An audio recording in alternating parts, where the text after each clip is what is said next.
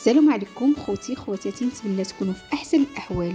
رجعت لكم بفيديو جديد وفلوق جديد، وهذا الفيديو غادي يكون سبيسيال. غادي نديكم معايا للغابه نشوفوا الطبيعه، نفوجوا شويه ونشارك معكم الفطور ديالنا. كما تشوفوا حنا دينا الفطور على اساس باش نفطروا. لقينا الناس بزاف اللي تيطيبوا تما في الطبيعه، اللي تيصوب طاجين، اللي تيدير كسكسو. صراحه اجواء زوينه، بدلنا فيها الجو، ضحكنا شويه. وإلا كنتو جداد في القناه ديالي ما تنساوش ديروا ابونيو وفعلوا الجرس وبارطاجيو الفيديو مع الاهل والاحباب، وما تنساوش ديروا جيم.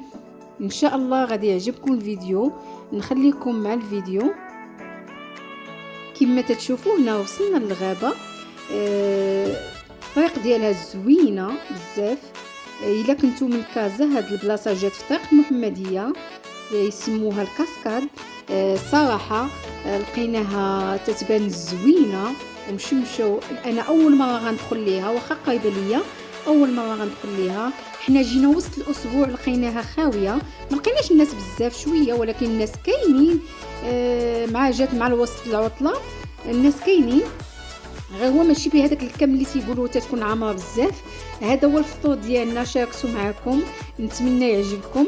نخليكم مع هاد الصور ونرجع معكم.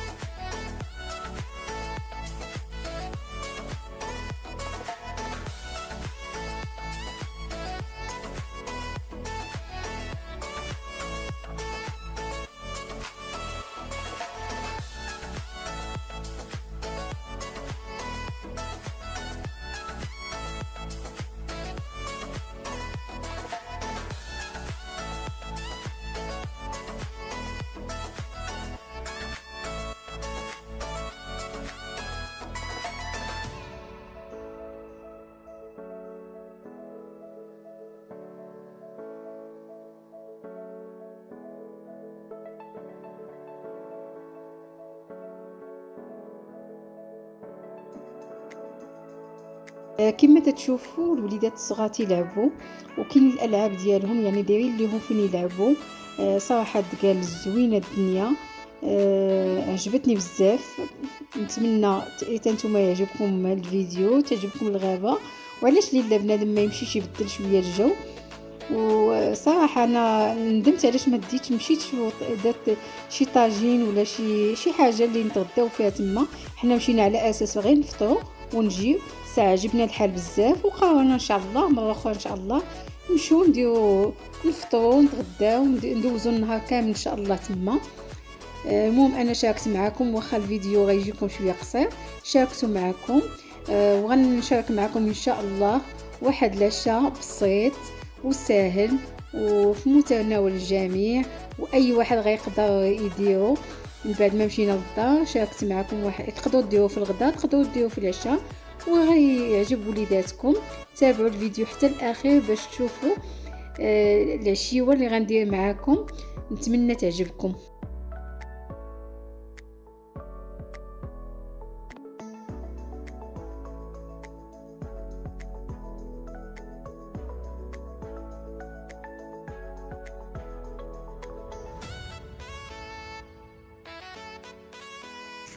هنا من بعد ما جيت للدار دابا غنشارك معكم الوصفه اللي كتعجبني بزاف بزاف، واكيد غادي تعجبكم حتى نتوما وتعجب وليداتكم، وسهله وما فيها حتى شي حاجه، مكوناتها بساط.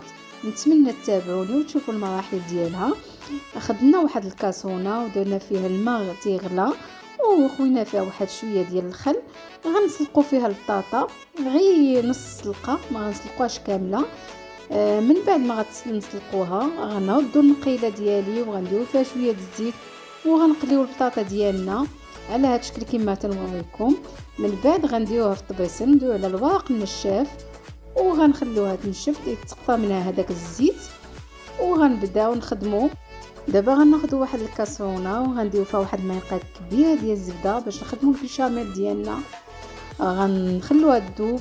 من بعد غنضيفوا لها 2 معالق كبار ديال الطحين. كلشي تعرف يخدم البيشاميل، انا غادي نعاود الناس المبتدئين نعاود لهم الطريقه ديالو. غندوبوا الزبده مع الطحين حتى تنسجم لينا الزبده والطحين، وغنضيفوا واحد نص سيطو ديال الحليب.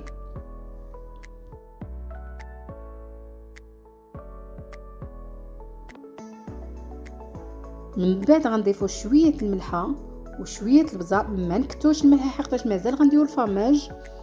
وكي اللي تيدير كوزه، انا ما تنبغيش الكوزه ما درتهاش، تضيفوا الكوزه ضيفوها.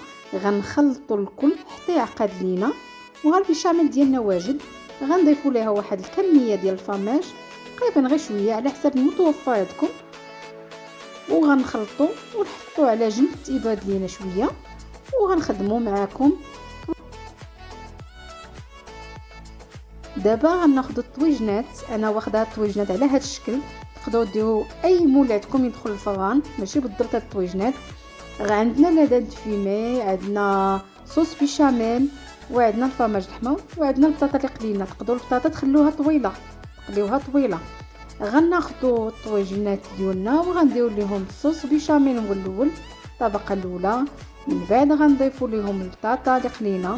من بعد غنضيفوا لهم لادان فيمي، عاد غنضيفوا عاوتاني صوص بيشاميل. من بعد نضيفوا عاوتاني الفرماج. الطبقه الاخيره هي الفرماج. الفران غيكون سخون عندنا، هادو ما تيبغيش يطيبوا، غنكون سخون. غنشعلوه على الفوق والتحت، غنخلوه غير تيذوب فيهم هذاك الفرماج، وغايو ها هو واجد عندنا. كما قلت لكم تقدروا ماشي بالضبط ديروا لادان فيمي، تقدروا ديروا الكفته تسوطوها مع شويه البصله وديروها كطبقه الثالثه. من بعد ولا ديروا لادان ماشي بالضبط، ولكن بها دانت فيمي تيجي زوين بزاف. انا شخصيا تعجبني، نتمنى تجربوه وتردوا لي الخبر. هاد الوصفه ايطاليه الاصل، سميتها باستيشيو. تقدروا ما ديروهاش في هاد الطويجنات، تقدروا ديروها في المول ديال الكراتان، ولكن في الطويجنات تجي بنينه بزاف وتعطيها في الطويجنات تعطيها لو زوين. غناخذوا الطويجين الثاني. تقدروا نتوما تدوبلوا المقادير، انا درت القياس اللي عندي كما تشوفوا. درنا نفس الطريقه اللي درنا في الطويجين الاول،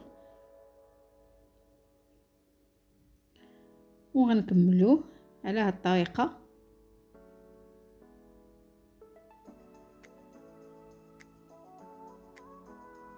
غنضيفوا الفرماج،